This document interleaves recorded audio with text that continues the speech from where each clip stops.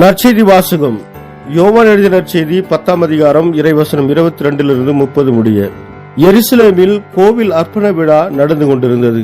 அப்போது குளிர்காலம். கோவிலின் சாலமோன் மண்டபத்தில் இயேசு நடந்து கொண்டிருந்தார். யூதர்கள் அவரை சூழ்ந்து கொண்டு, இன்னும் எவ்வளவு காலம் நாங்கள் காத்திருக்க வேண்டும்? நீர் மெசியாவானால் அதை எங்களிடம் வெளிப்படையாக சொல்லிவிடும் என்று கேட்டார்கள். இயேசு மறுமொழியாக, நான் உங்களிடம் சொன்னேன், நீங்கள் தான் நம்பவில்லை. என் தந்தையின் பெயரால் நான் செய்யும் செயல்களே எனக்கு சான்றாக அமைகின்றன. ஆனால் நீங்கள் நம்பாமல் இருக்கிறீர்கள். ஏனெனில் நீங்கள் என் மந்தையை சேர்ந்தவர்கள் அல்ல. என் ஆடுகள் எனது குரலுக்கு செவிசாய்க்கின்றன. எனக்கும் அவற்றை தெரியும். அவையும் என்னை பின்தொடர்கின்றன. நான் அவற்றிற்கு நிலை வாழ்வை அளிக்கிறேன். அவை என்றுமே அழியா. அவற்றை எனது கையிலிருந்து யாரும் பறித்து கொள்ள மாட்டார். அவற்றை எனக்கு அளித்த என் தந்தை அனைவரைவிட பெரியவர். அவற்றை என் தந்தையின் கையிலிருந்து யாரும் பறித்து கொள்ள இயலாது. நானும் தந்தையும் ஒன்றாய் இருக்கிறோம் என்றார். இது கிறிஸ்து வழங்கும் நற்செய்தி. கிறிஸ்துவே உமக்கு புகழ்.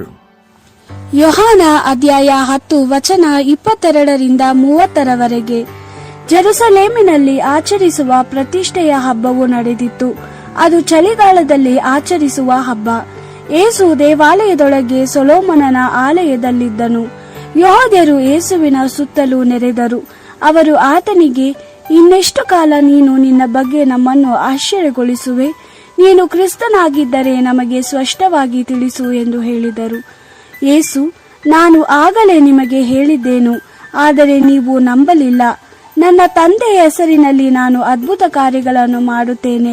ನಾನು ಯಾರೆಂಬುದನ್ನು ಆ ಅದ್ಭುತ ಕಾರ್ಯಗಳು ತೋರಿಸುತ್ತವೆ. ಆದರೆ ನೀವು ನಂಬುವುದಿಲ್ಲ, ಏಕೆಂದರೆ ನೀವು ನನ್ನ ಕುರಿಗಳಲ್ಲ. ನನ್ನ ಕುರಿಗಳು ನನ್ನ ಸ್ವರಕ್ಕೆ ಕಿವಿಗೊಡುತ್ತವೆ. ನಾನು ಅವುಗಳನ್ನು ಬಲ್ಲೆನು ಮತ್ತು ಅವುಗಳು ನನ್ನನ್ನು ಹಿಂಬಾಲಿಸುತ್ತವೆ. ನನ್ನ ಕುರಿಗಳಿಗೆ ನಾನು ನಿತ್ಯ ಜೀವವನ್ನು ಕೊಡುತ್ತೇನೆ. ಅವು ಎಂದಿಗೂ ಸಾಯುವುದಿಲ್ಲ ಮತ್ತು ಅವುಗಳನ್ನು ಯಾರು ನನ್ನಿಂದ ಕಸಿದುಕೊಳ್ಳಲಾರರು. ನನ್ನ ಕುರಿಗಳನ್ನು ನನ್ನ ತಂದೆಯೇ ನನಗೆ ಕೊಟ್ಟನು. ಆತನು ಎಲ್ಲರಿಗಿಂತಲೂ ದೊಡ್ಡವನಾಗಿದ್ದಾನೆ. ನನ್ನ ಕುರಿಗಳನ್ನು ನನ್ನ ತಂದೆಯೇ ಕೈಯಿಂದ ಯಾರು ಕದ್ದುಕೊಳ್ಳಲಾರರು. ತಂದೆಯು ಮತ್ತು ನಾನು ಒಂದೇ ಆಗಿದ್ದೇವೆ ಎಂದು ಉತ್ತರ ಕೊಟ್ಟನು. ದೇವರ ವಾಕ್ಯವಿದು. ದೇವರಿಗೆ ಕೃತಜ್ಞತೆ ಸಲ್ಲಲಿ. Gospel according to John chapter 10 verse 22-30. Then the time came for the feast of the dedication in Jerusalem. It was winter, and Jesus was walking back and forth in the portico of Solomon. The Jews gathered around him and said, "How long will you keep us in suspense? If you are the Messiah, tell us plainly." Jesus answered, "I have already told you, but you do not believe. The works I do in my Father's name proclaim who I am. But you do not believe because, as I said, you are not my sheep.